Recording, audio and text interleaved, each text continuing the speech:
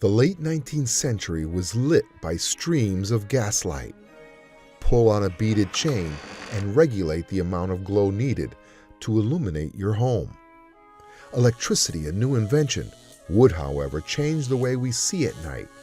But first, new fixtures would be needed for that transformation. From America's Manufacturing Center, Bridgeport, Connecticut, Waldo Calvin Bryant of Bryant Electric would help the electric revolution with the design and patent of the first enclosed electrical switch, and eventually the first electric light pole, the familiar beaded light pull chain. Close Bryant friend Gilbert W. Goodridge designed and built the first chain-making machine in America. My great-grandfather decided, why don't we make that a separate operation? And my grandfather just graduated from Yale and became the first president of Bead Chain Manufacturing Company on March 17, 1914. So we started making our own chain. World War I broke out in Austria, and so the chain supply ended. So Bead Chain Manufacturing Company had a national market for chain overnight. In 1916, across from the Bryant Electric plant, the bead manufacturing facility was built. They started out with 2 floors on a building that was designed to have 4. In the 20s, they went up a 3rd story, and in the 30s, they went up a 4th story. And at the height of their production, I believe they had 3 shifts and over 300 people, and they actually had 2 nurses full-time on staff. It was designed for a lot of operations. For example, we had a full plating department. We had a full slitting department down in the basement. Bead quickly diversified, making more than just bead chain. From as early as the 1920s, using a unique swaging process, Bead developed radio contact tubular pins that sold for half the price of screw machine parts. Thus started Bead's electronics business. Ours is a process where there is no scrap, and it's about half the price of screw machine parts, and it adapted very well in the radio vacuum tube industry. And of course, launched right into television as well. It was chain, however, that continued to drive the business early on. Bead chain was, in the 1930s, specified for U.S. military ID tags. During World War II, the company delivered U.S. and Canadian Armed Forces more than 22 million bead chain dog tag necklaces without a single reject. This achievement earned the company the Army-Navy EE flag and was given a special commendation by the U.S. Ordnance Department. The success of Bead Chain led to the purchase of Bridgeport Silverware, which provided Bead with additional plating capacity for its chain and electronics products. Interestingly enough, the Bridgeport Silverware facility would later house the Bead Tackle Division, which developed one of the most successful fishing lures of all time, the Bridgeport Diamond Jig. As the company matured by mid-20th century, millions of contact pins for the fluorescent lighting industry were also manufactured. Bead employees say while innovation and facilities were critical, the real key to 100 years of Bead's success was the culture adopted by Bryant leadership, as was recently documented in comments about both Gerald, the first president, and his son Dexter Bryant. My grandfather was president of the company for 50 years. He came across as your favorite grandfather, to the employees, because that's how he was with the folks down on the floor. He used to just come around every day and in the afternoon and say hello to everybody in the shop. I remember when I first started, he came down, introduced himself, welcomed me to the company. Again, it made you feel that you wanted to work there. Dexter was easygoing, friendly, but he expected you to do what you said you could do, and we just got along great. A memorably sad year at the old Bead site was 1984, when Waldo Gerald Bryant passed away, and just 4 months later, its then current president, William Wright, died in a tragic home fire. Bead and American manufacturing in general were hit hard, and through the years, employee numbers shrunk. But Bead leadership did what it could to keep its nucleus together. They didn't want to lay off people. Again, it was sort of like a family, and you wanted to keep the family together as best you could. Just weathering wars, 2 world wars, a depression, a huge recession, all the things that go on. It's amazing that a company has the resiliency, and I think it's because we're a family, because the employees are all a family. Mr. Bryant, W.G. Bryant, Ken's grandfather, very friendly guy, it made you feel like you were part of a family. They were honest. They would do what they said they would do. They always looked out for their workers. They're like a family. They're very, close to the workers, and they always ask whatever we need to do the job better. It's pretty much like family.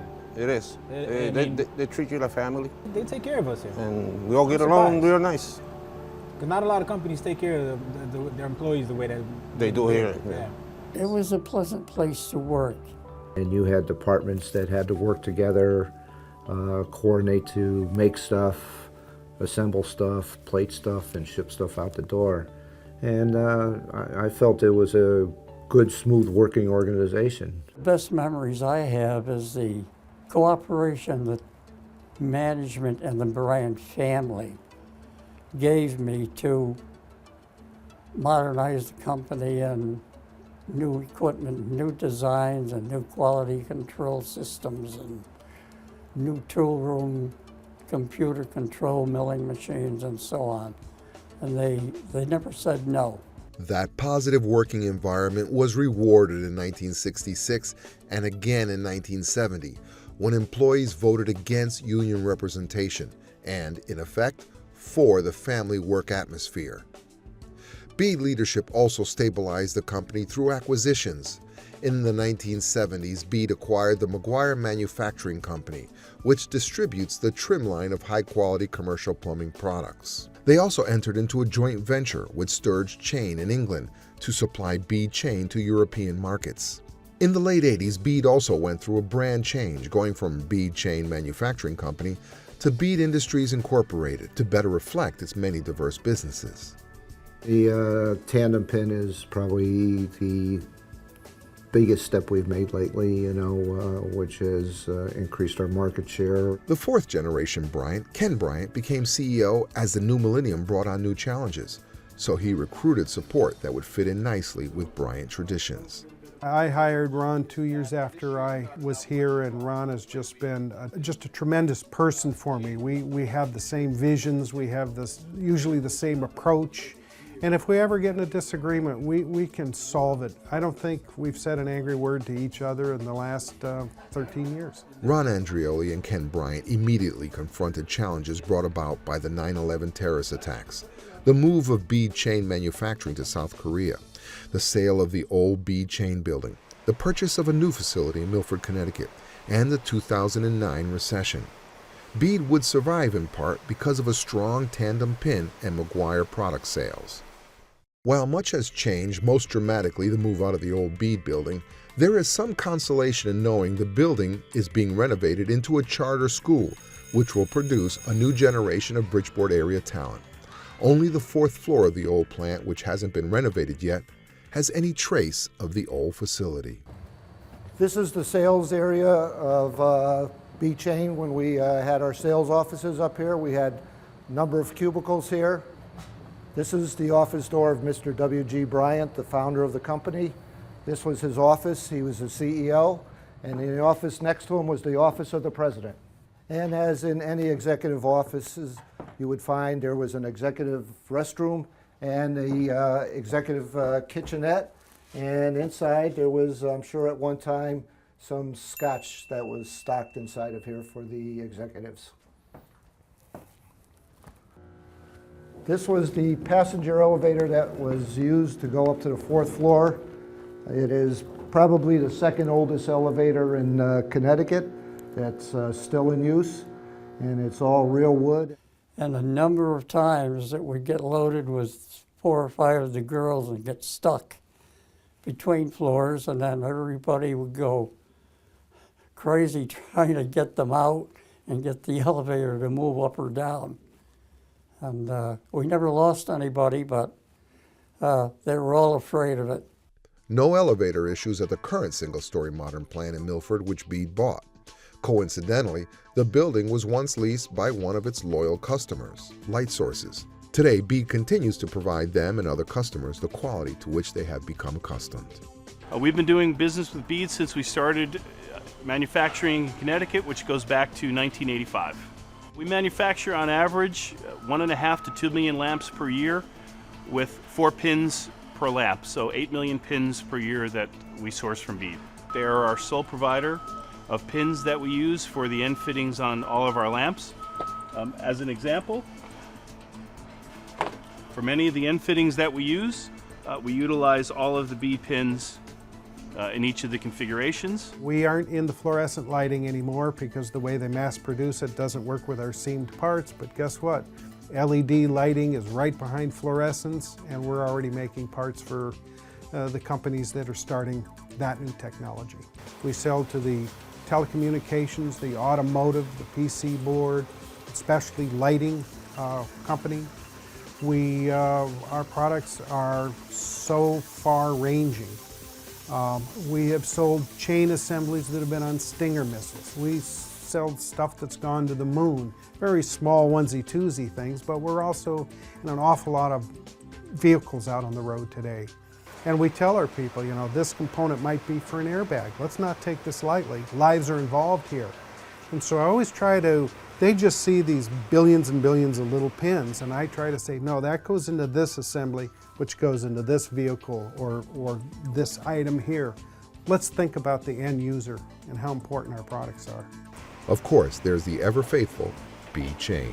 Electric light with a pull chain is still ever present anywhere you go. I mean, they'll be in your basement light, they'll be in your closet light, and certainly in the window blind industry today. Huge hotels as far away as Singapore have huge bead curtains. A lot of celebrities wear it around their neck as a fashion statement. We call the chain of 10,000 uses. As ever-present as the pull chain is, Ken knows it's the employees who have made the 100 years possible. They lend so much. They have such deep knowledge of everything about our products and our process that just makes them completely invaluable. They trust us. They trust us with their lives. They basically trust us with the livelihood of their families. And you know, just like a little city, babies are born, they go off to school, they go off to college, they end up being very successful in their lives, and so we watch our employees go from single people to marriage to motherhood or fatherhood, and the next thing you know, they're grandparents. Was quite a few marriages here. It never happened to me, but it happened to, you know, a few of the girls and also the guys there. You know, they found their loved ones there.